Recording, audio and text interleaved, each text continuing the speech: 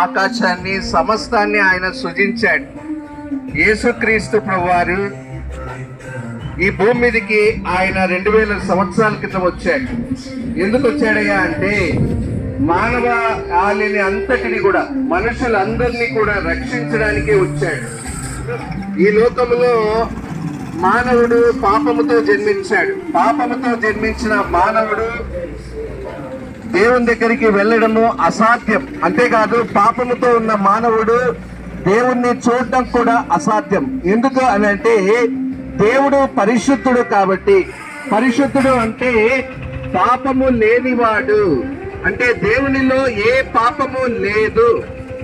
ఎవరైనా దేవుడు అని అంటే ఆయనలో ఏ పాపము ఉండదు, పాపము ఉండకూడదు. పాపం ఉంటే దేవుడు కాదు, పాపము లేనివాడే దేవుడు. అటువంటి దేవుడే యేసుక్రీస్తు ప్రభువారు. ఆ దేవాది దేవుడు ఈ భూమి మీదకి 2000 సంవత్సరాల క్రితం ఈ భూమి మీదకి వచ్చాడు. ఎందుకు వచ్చాడయ్యా అని అంటే ఆ పాపము లేని దేవుడు ఎందుకు వచ్చాడంటే పాపముతో నింపబడిన మానవుడు ఆ పాప విముక్తుడు కావాలని యేసుక్రీస్తు ప్రభువారు ఈ భూమి మీదకి వచ్చారు. పాపముతో ఉన్న మానవుడు పాప విముక్తుడు కాకపోతే దేవుని దగ్గరికి వెళ్ళలేడు, భయంకరమైన నరకానికి వెళ్తాడు, భయంకరమైన శాపానికి గురి అవుతాడు. ఆ శాపము నుంచి తప్పించడానికి యేసుక్రీస్తు ప్రభువారు ఈ భూమి మీదకి వచ్చాడు. అంతేకాదు యేసు అంటే ఒక వర్గానికి చెందిన దేవుడు, యేసు అంటే ఒక ఊరికి చెందిన దేవుడు, యేసు అంటే ఒక వారికి చెందిన దేవుడు కాదు. యేసు అంటే అర్థం ఏంటిదంటే రక్షకుడు అని అర్థం. ఆయన రక్షించడానికే వచ్చాడు. అయ్యా నాకెందుకయ్యా రక్షణ అని అంటే, అయ్యా నీవు నేను మనమందరము పాపములో మరణిస్తే మనమందరం దేవునికి దూరమై నరకానికి వెళ్ళాలి.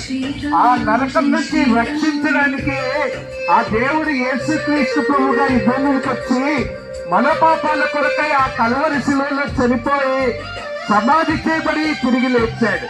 మన కేవలం యేసు ప్రభువారి యందు విశ్వాసం ఉంచితే చాలు, మనకు ఆ నరకము తప్పించబడుతుంది, నిత్య జీవము దొరుకుతుంది. లేకపోతే మానవుడికి నిత్య నరకం ఉంది, అగ్ని కుండం ఉంది.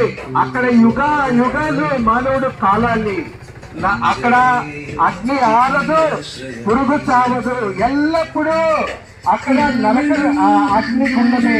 అటువంటి అగ్నికుండం నుంచి, అటువంటి నరకం నుంచి తప్పించడానికే దేవుడు మానవుడిగా యేసు ప్రభువుగా ఈ భూమికి వచ్చి నీ కొరకు, నా కొరకు, మనందరి కొరకు ఆ కల్వరి శిలువ మీద ఆయన చనిపోయాడు.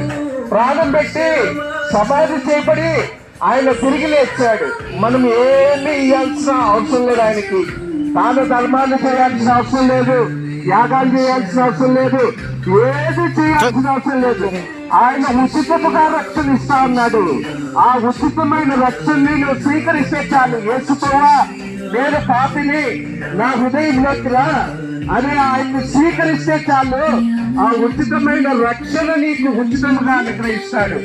ఏ డబ్బులు ఇవ్వాల్సిన అవసరం లేదు, ఏది సమర్పించాల్సిన అవసరం లేదు.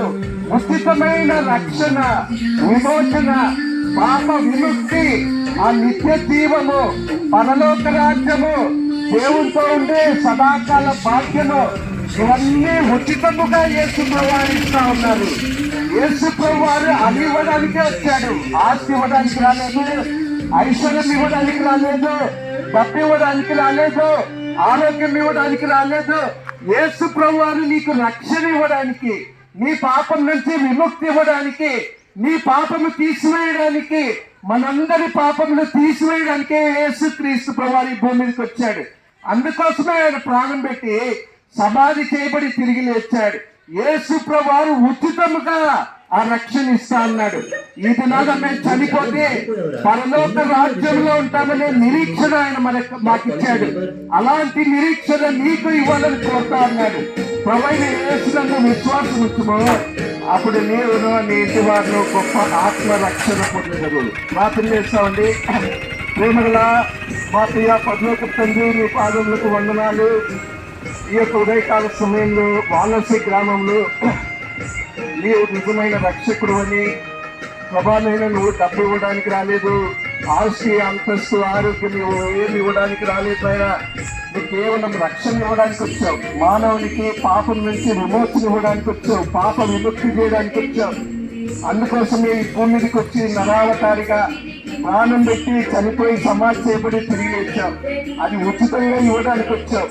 ఆ విషయాన్ని తెలియజేసిండగా ప్రభా, యేసు ప్రభువుని నమ్మితే మరణించినా కూడా పరలోక రాజ్యంలో ఉండొచ్చు. ఆ భాగ్యము ప్రభువాన్ని ప్రజలు పొందుకోవడానికి సహాయం చేయమని, మీ యొక్క కార్యం వారి హృదయాల్లో జరిగించమని, మీరే ప్రభువానైన వారి హృదయాల్లో కార్యం జరిగించి ఈ ప్రాంతంలో మీ నామాన్ని మహింపరచుకోమని యేసుక్రీస్తు ప్రభువు నామమున ప్రార్థించి స్తుతించి వేడుకొంచున్నాం మా తండ్రి. ఆమేన్.